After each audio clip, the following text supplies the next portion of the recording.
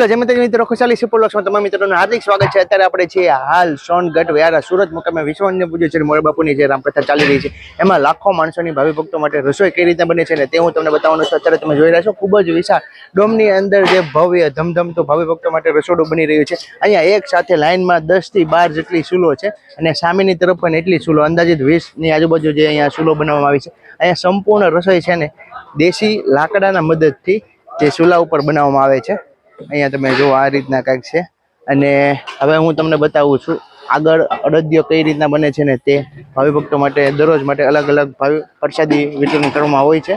તો ચેનલમાં ન હો તો ચેનલને સબસ્ક્રાઈબ તેમજ વિડીયોને લાઈક કરવા તને ખાસ કરીને મિત્રો જોડે આ વિડીયો વધુમાં વધુ લોકો સુધી શેર કરવાનું ભૂલશો નહીં। શરૂઆતમાં મિત્રો આપણે જોવા જઈ રહ્યા છીએ અહીંયા ભાવિ ભક્તો માટે ગરમા ગરમ જે અડદિયો બની રહ્યો છે। અહીંયા દરરોજ માટે અલગ અલગ મિષ્ટાન હોતી હોય છે। અહીંયા જે અડદિયો બનાવવામાં આવે છે તેમની માહિતી આપણે ભાઈ પાસેથી જાણશું। શું નામ ભગત તમારું? લહેરસિંહ નામ। લહેરસિંહભાઈ, આ શેની મિષ્ટાન બને છે? આ અડદિયા પાક છે।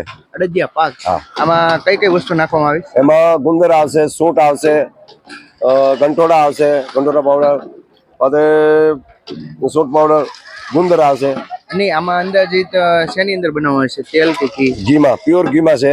બરાબર। ઘી દૂધનું ધાબુ આપેલું છે, પેલા દૂધ ધાબા આપ્યા પછી ઘી ગરમ ગરમ ઘીમાં અડદનો લોટ બરાબર કાજુ બદામ નાખીને સરસ મજાના। અને દરરોજ માટે અલગ અલગ મિષ્ટાન જુદું જુદું છે, દરેક રોજનું દરેક આઈટમ જુદી જુદી છે। બરાબર છે। ચાલો અહીંયા જે અડદિયો બની છે ને એ તો આપણે જાણ્યો, હવે એમની માટે કઈ રીતના કામકાજ હોય છે તે હું તમને બતાવું। આગળની તરફ જે અહીંયા બહેનો દ્વારા જે છે ને સાણાની અંદર તેમનો લોટ જે ક્રશ કરવામાં આવી રહ્યો છે, તમે જો કઈ રીતના જે આ રીતના ક્રશ કરે છે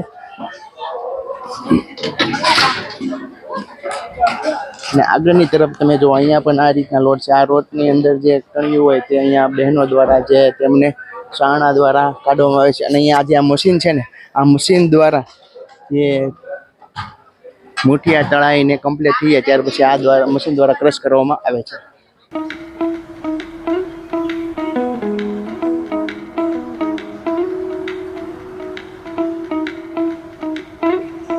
હવે મિત્રો આપણે આગળની તરફ જોવા જઈ રહ્યા છીએ। અહીંયા જે લાઈવ ગરમા ગરમ જે શાક બની રહ્યું છે ને એ પહેલા તો અહીંયા જો પ્રસાદ થાળ બની રહ્યો છે।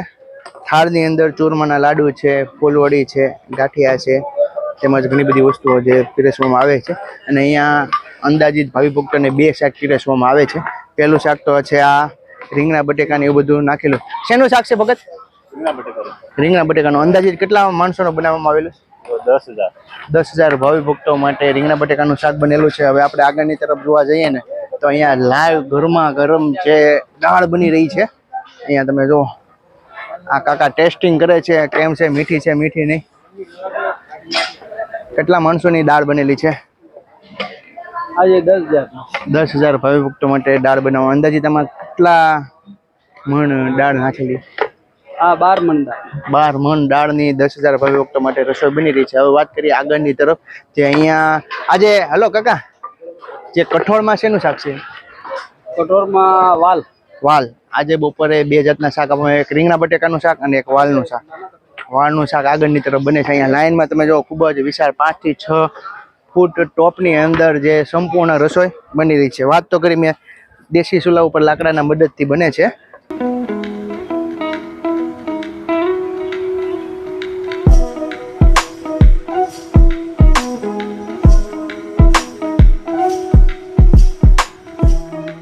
આપણે જોવા જઈ રહ્યા છીએ અહીંયા ભાવિ ભક્તો માટે ફૂલવડી બની રહી છે। અંદાજિત 15,000 ભાવિ ભક્તો માટે લાઈવ ગરમા ગરમ જે ફૂલવડી કઈ રીતે બને છે ને તે આપણે નિહાળી। અહીંયા શરૂઆતમાં તે જે તેમનો મસાલો બનાવવામાં આવે છે તેમાં કઈ કઈ વસ્તુ ઉમેરવામાં આવે છે તે આપણે નિહાળીએ।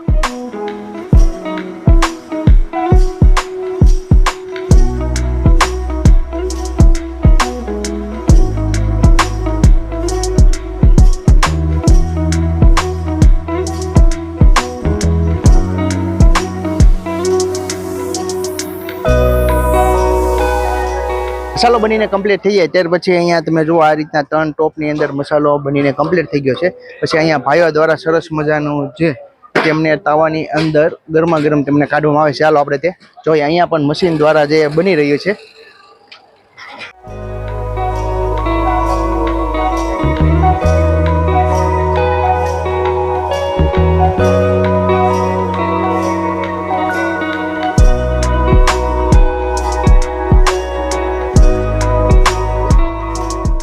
બનીને કમ્પ્લીટ થઈ જાય ત્યાર પછી અહીંયા જો આ રીતના કાઢવામાં આવે છે.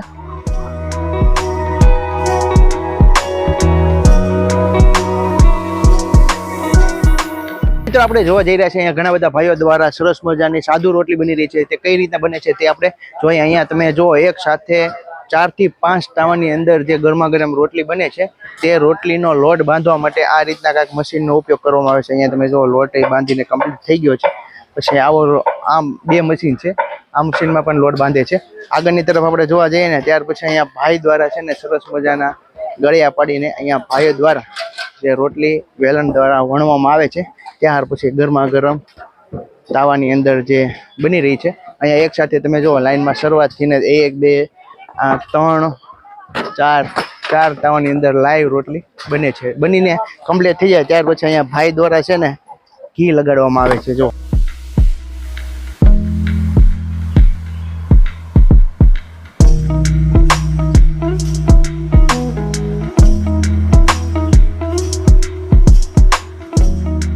રોટલી બનીને કમ્પ્લીટ થઈ જાય ત્યાર પછી આ રીતના તપેલાની અંદર થપ્પો કરવામાં આવે છે. રોટલી સંગ્રહ કરવામાં આવે છે. અહીંયા તમે જો એક સાથે 2 ટોપની અંદર જે રોટલી બનીને કમ્પ્લીટ થઈ ગઈ છે ત્રીજું ટોપ પણ ભરાવા આવી રહ્યું છે.